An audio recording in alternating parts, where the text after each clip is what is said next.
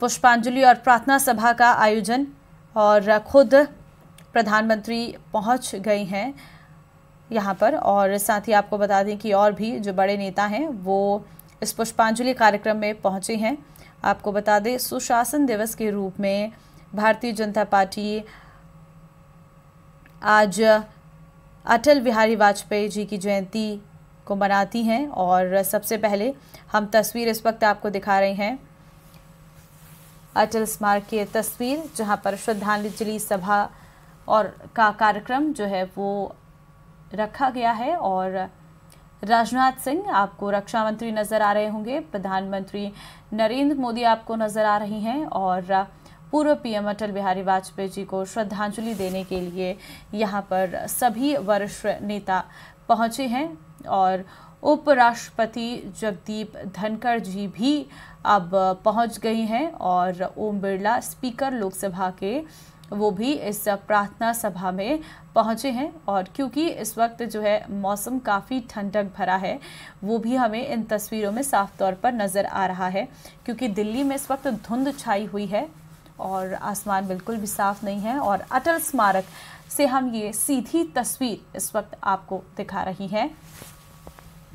भारतीय राजनीति की नई दिशा देने वाले पूर्व प्रधानमंत्री अटल बिहारी वाजपेयी के योगदान को भुलाया नहीं जा सकता है।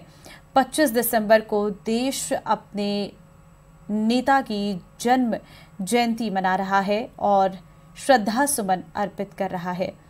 आपको बता दें कि अटल जी का जन्म आज ही के दिन मध्य प्रदेश के ग्वालियर में हुआ था। और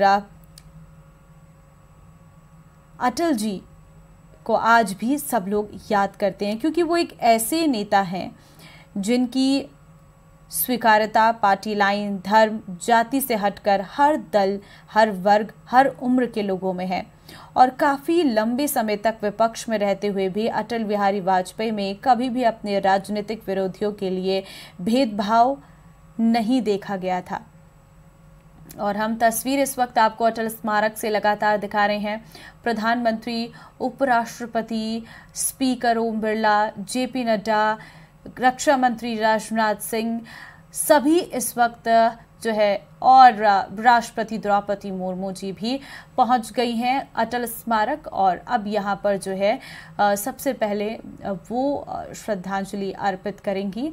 और तस्वीर हम आपको दिखा रहे हैं जिसमें आप देख सकते हैं, क्योंकि यही खूबसूरती है हमारे देश की।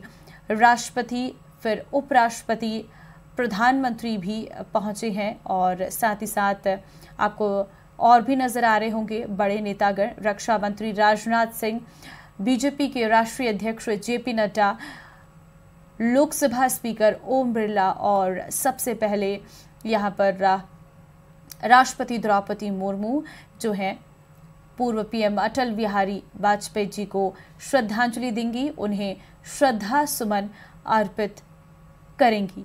तो ये सीधी तस्वीर इस वक्त हम आपको दिखा रहे हैं। सबसे पहले राष्ट्रपति जो हैं वो अटल जी को श्रद्धांजलि अर्पित करने के लिए पहुंची हैं। अटल स्मारक दिल्ली से ये तस्वीरें इस वक्त हम आपको दिखा रहे हैं।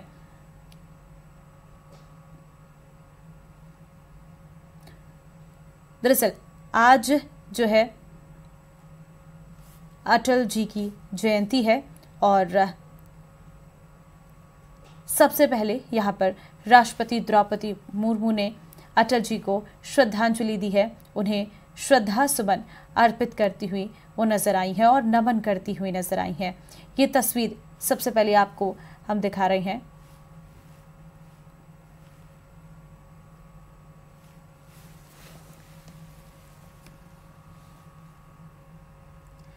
साथ ही क्योंकि यहाँ पर सभी वरिष्ठ नेता पहुंचे हैं, चाहे वो भारतीय जनता पार्टी के हों या फिर विपक्षी दल के हों, क्योंकि विपक्षी दलों के साथ भी अटल जी का जो व्यवहार था वो काफ़ी अच्छा था।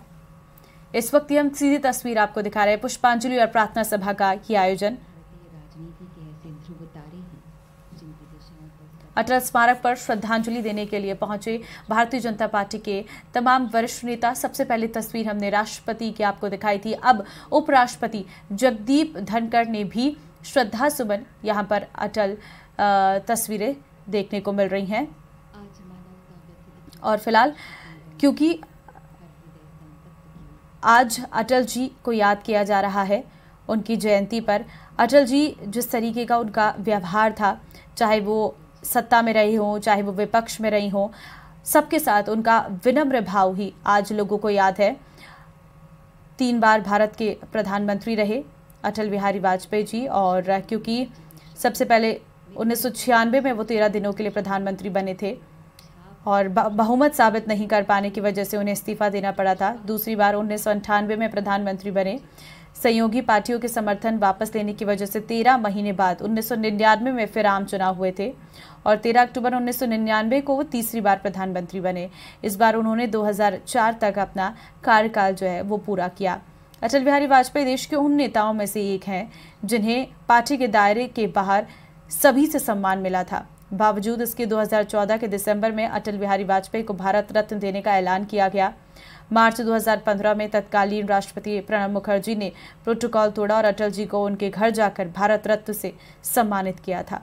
तो आप इसी से अंदाज़ा लगा सकते हैं कि किस तरीके की उनकी छवि रही होगी, किस तरीके से उनका लोगों के साथ प्यार और उनका जो तरीका था वो उसके लोग दीवाने थे। और इसीलिए आज सब सदैव अटल पर पहुंचे हैं और उन्हें पुष्पांजलि अर्पित करते हुए नजर आ रही हैं। और ट्विटर के माध्यम से भी सभी वरिष्ठ नेताओं ने आज उन्हें उनके जन्म दिवस पर जो है श्रद्धांजलि अर्पित की है। वाजपेयी को एक मंझे हुए राजनेता के साथ साथ एक शानदार वक्ता और साहित्यकार के रूप में भी हमेशा याद किया जाता रहा है। जब वो भाषण देते थे तो केवल उनके समर्थक ही नहीं बल्कि उनके विरोधी भी उनको ध्यान से सुनते थे। आज उनकी 99वीं जयंती के मौके पर उनके उस भविष्यवाणी के बारे में फिर से हम याद करना चाहते हैं जो उन्होंने कांग्रेस को लेकर की थी। और आज के समय में कांग्रेस की जो स्थिति हो गई है उसे देखकर हर कोई वाजपेयी की उस भविष्यवाणी को भी याद करता है।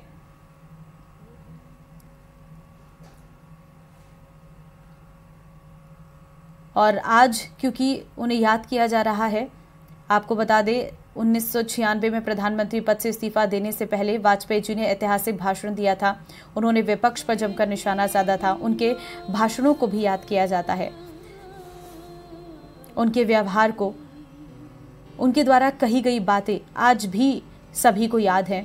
और आप जो अटल स्मारक की ये तस्वीर देख रही हैं, यहाँ पर भी उनके द्वारा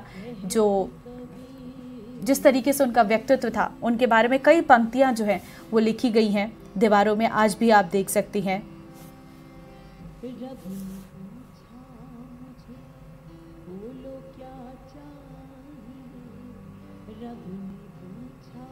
पूर्व प्रधानमंत्री अटल बिहारी वाजपेयी की राजनीतिक और साहित्यिक पक्ष से दुनिया भली भांति परिचित है, क्योंकि सोशल मीडिया पर आज भी अटल बिहारी वाजपेयी की बातें हर उम्र के लोगों के दिलों पर गहरा प्रभाव पड़ता है।